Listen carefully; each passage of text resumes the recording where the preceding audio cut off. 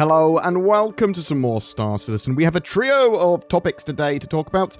The Core and More event is up with various activities and things on sale. Cloud Imperium have been talking about the journey to 4.0 and building interiors for buildings that sort of will flesh out landing zones further. We also have the latest on Star Citizen Alpha 3.18 and its push for open PTU, maybe for this weekend. Valentine's Day in Star Citizen. Core and More is a holiday celebrated annually throughout the United Empire of Earth, the UEE, on February 11th. Its origins can be traced back to 2486, but this is all sort of irrelevant because really what this means in-game is that there is a Core and More sale and various little events going on at the moment. Basically, it's the tradition in-game that has players and sort of the lore talking about the exchange of gifts and messages between lovers and travels to romantic destinations and all that sort of stuff. Some form of celebration of Valentine's Day. And Cloud Imperium sell various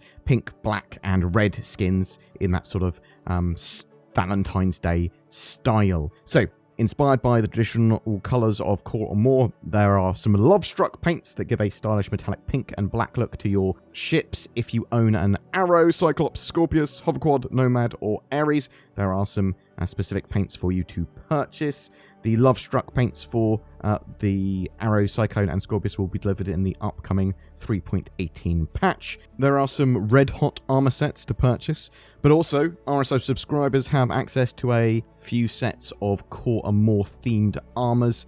If you are an RSO subscriber, check those out.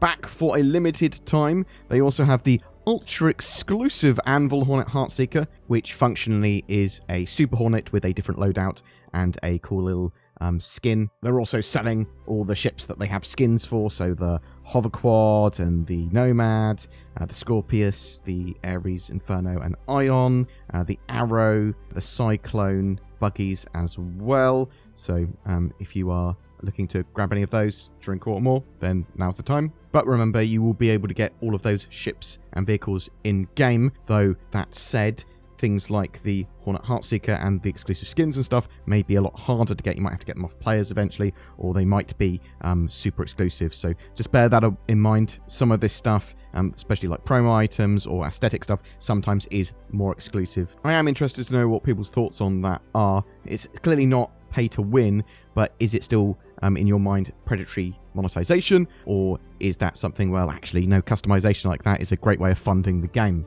There is also a screenshot contest for Core and More, so this year they want you to wear your heart on your screen. Get creative and make a heart shape somewhere out in the verse. So, you know, put a load of ships in a heart sort of shape and then take a picture of it, and then you can win some fabulous prizes. So, we also had a video from Cloud Imperium, Interior Design Journey to 4.0. So, this isn't work that's going into 3.19 or anything. This is a bit further out, but we got to see an early view at the interiors and plans for interiors for buildings of landing zones and cities that Cloud Imperium are working on. Ian Leyland, Star Citizen's art director, talked about work that's going on into that feature. So they're going to be expanding out landing zones to have additional play space. Currently, there are some limited interactions that you can do with buildings and landscapes of a city, and you might be able to sort of enter just a few buildings, land on top of a tower, but they want to have much, much more. And it looks like all the cities in Star Citizen are going to be getting this treatment to some extent, and this will mean that a lot of cities will, after Lawville 2.0, be getting some updates too. So Cloud Imperium are starting full production of building interiors by the end of this quarter, so end of Q1 2023.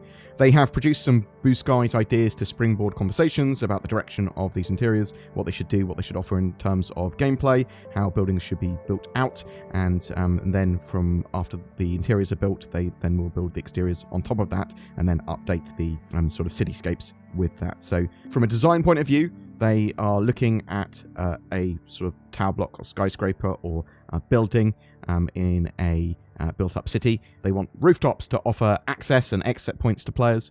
Previously, cityscapes were just a backdrop to a landing zone. They want interesting rooftop landing spaces that add to gameplay. They could have hub buildings as well that you may be able to land to that could access a few buildings. They sort of land on the top there. Sort of below the roofs. As you go into the building, especially on larger buildings, they'll have maintenance, industrial and technical rooms, power rooms, things like that based on what type of building they are. That these could have areas to control power and communications. There could be lots of mission objectives focused here. Below that, they'd have sort of things like residential apartments and social spaces, again, based on what type of building it is.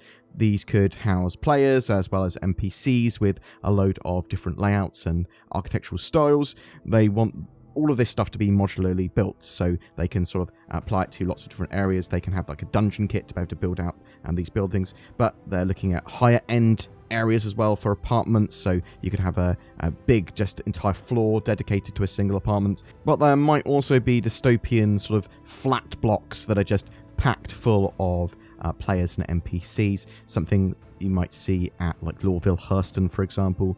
With social spaces, they want these to also be used as like advanced traversal routes and adds to the life of a landing zone, so you can feel like it's a living, breathing thing. Below this, they were talking about commercials, sort of sections of buildings, offices, shopping, food areas. So these areas will be very gameplay focused. Office blocks, corporate wings, manufacturing, various missions could be linked to here. Restaurants and bars could have NPCs to meet. High-end food choices could be here. You could have unique restaurants and some other unique points of interest in some of these buildings as well. And then at the bottom of the building, they want sort of lobby, reception areas, communal areas, and these act as access points. There might be like shopping bits in here.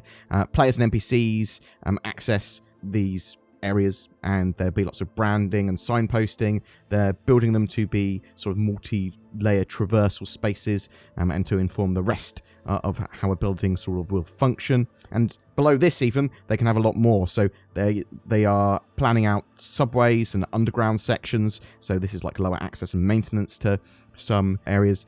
They might be like transit hubs that are linked to multiple buildings, and these are going to be great for combat. These are going to be great for socializing and meeting up, and kind of like a mini space station at some of these areas, because they still have food and all that sort of jazz there as well. There could be abandoned subway sections, and these could provide racing opportunities, things like that. Devs will be building all these sections to be used in a range of buildings and slot them together for the needs of the future sort of landing zones and different variants of ones we already have.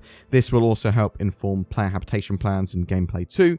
With the redo of Lorville, this is actually part of a larger initiative to get all interiors into all landing zones, and all cityscapes are likely to change and be updated.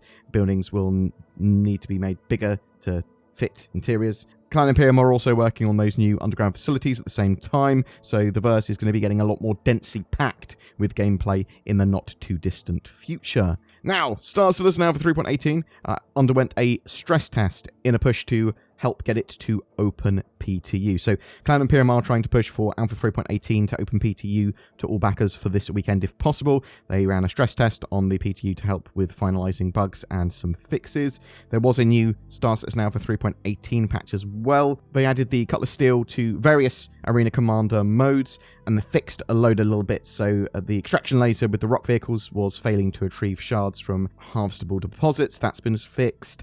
Infiltrate defend missions, eliminate each target message was remaining on the screen after you completed those missions. That's sorted. Starfighters that were docked to constellations would despawn.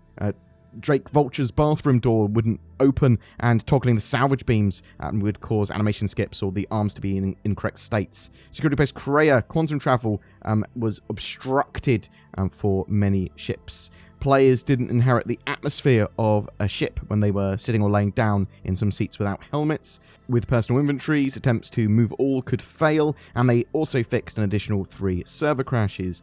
Star Citizen's Community Hub also saw some improvements. Basically, they are adding some dedicated pages for content, and there's some better browsing options. There's a load of optimizations here. There are going to be some more improvements that they're working on too. They're just trying to make that Community Hub section of the RSO website better for people to look through and use. Boom! That's it for your updates today. Alpha 3.18 will hopefully go out to wider PTU within the next 24 hours or so.